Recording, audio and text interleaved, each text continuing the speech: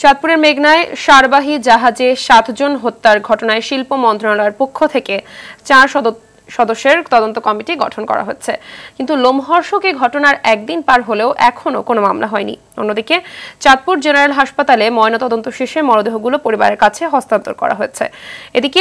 এটিকে পরিকল্পিত হত্যা বলছে নিহতের স্বজনরা।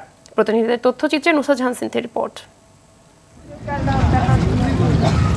চাঁদপুরের মেঘনায় সারবাহী জাহাজে 7 জন খুনের ঘটনায় 4 সদস্যের একটি তদন্ত কমিটি গঠন করেছে শিল্প মন্ত্রণালয়। কমিটিকে 5 দিনের মধ্যে প্রতিবেদন জমা দিতে বলা হয়েছে।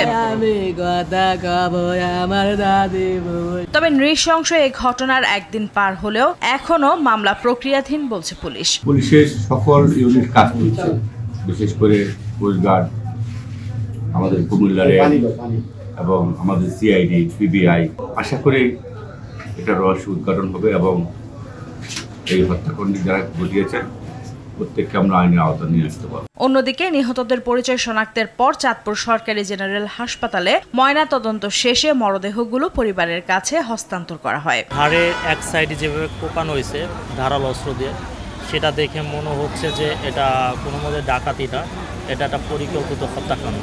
এটা আমরা সুষ্ঠু একটা বিচার চাই এবং এই ঘটনাকে যাতে অন্য কোনোভাবে প্রভাবিত না হয়।